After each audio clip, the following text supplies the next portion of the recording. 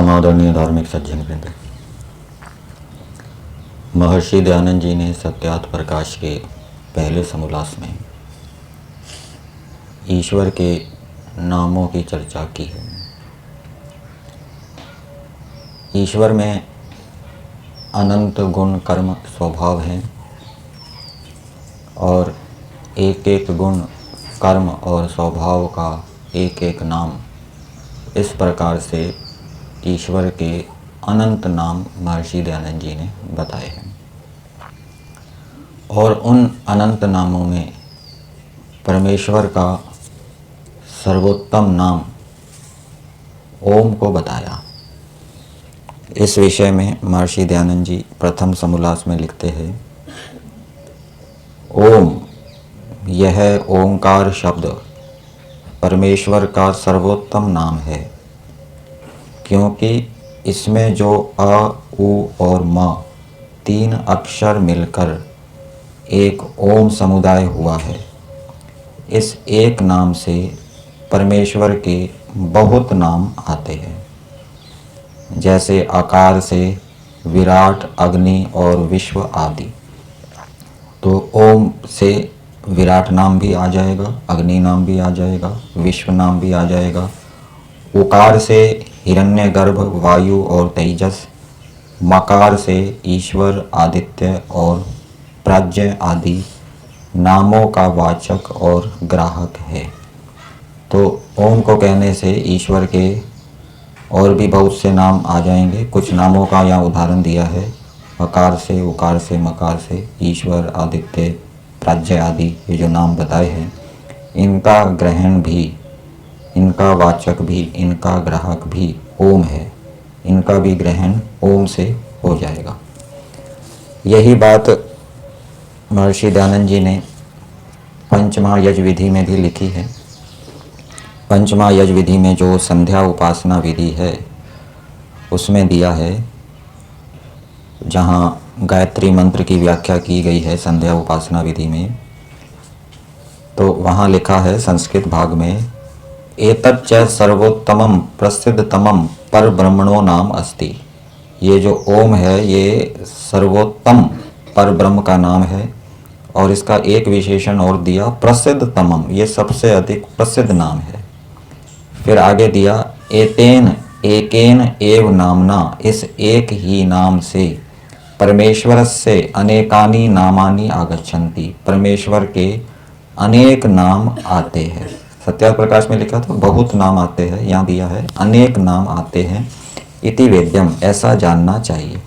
हिंदी भाग में लिखा है, सो यह परमेश्वर के सब नामों में उत्तम नाम है, जिसमें सब नामों के अर्थ आ जाते हैं। सब नाम मतलब जो शास्त्रों में अकार से जितने नाम लिए गए हैं, उकार से जितने नाम लिए गए हैं, मकार से जितने नामों का ग्रहण होता है, उनकी दृष्टि से उन सब नामों में परमेश्वर का जो नाम है वो क्या है, सर्वोत्तम है।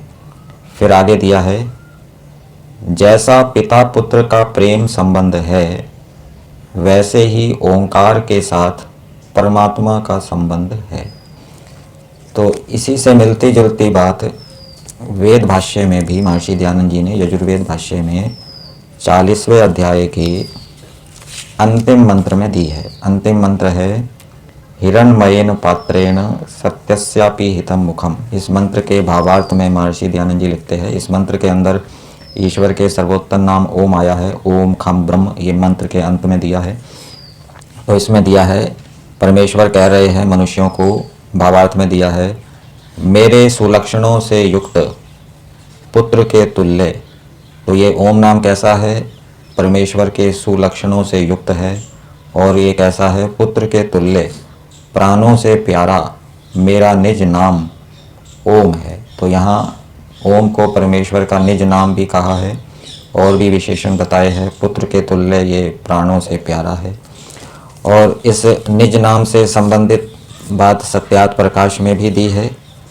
सत्यार्थ प्रकाश में पहले समोल्लास में ही दिया है कि सब वेद आदि शास्त्रों में परमेश्वर का प्रधान और निज नाम ओम को कहा है, अन्य सब गौणिक नाम हैं। तो ओम को प्रधान नाम भी कहा है, निज नाम भी कहा है, सर्वोत्तम नाम भी कहा है। और फिर ओम के विषय में एक बात पहले समोल्लास में और लिखी है, वहाँ दिया है, ओम और अग्नि आदि नामों के मुख्य अर्थ से परमेश्वर ही का ग्रहण होता है, जैसा कि व्याकरण, निरुक्त, ब्राह्मण, सूत्र आदि ऋषि मुनियों के व्याख्यानों से परमेश्वर का ग्रहण देखने में आता है, वैसा ग्रहण करना सबको योग्य है। परंतु ओम यह तो केवल परमात्मा ही का नाम है और अग्नि आदि नामों से परमेश्वर के ग्रहण में प्रकरण और विशेषण नियम कारक हैं। तो यहाँ पर यह बात बताई है कि वेद आदि शास्त्रों में ओम तो केवल परमेश्वर का ही नाम है, लेकिन दूसरे जो नाम हैं अग्नि, वायु आदि, वो परमेश्वर के अतिरिक्त दूसरे पदार्थों को भी बताते हैं। तो इस ऋषियों की शैली को देखते हुए व्यवहार के अंदर भी मनुष्यों को किसी व्यक्ति का नाम ओम नहीं रखना चाहिए, क्योंकि वेद आदि शास्त्रों में ओम तो केवल परमेश्वर का नाम है, किसी दूसरे पदार्थ का नाम नहीं है।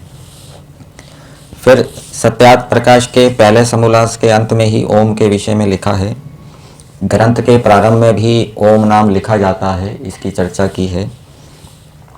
जो वैदिक लोग वेद के आरंभ में हरि ओम लिखते और पढ़ते हैं, यह पौराणिक और तांत्रिक लोगों की मिथ्या कल्पना से सीखे हैं।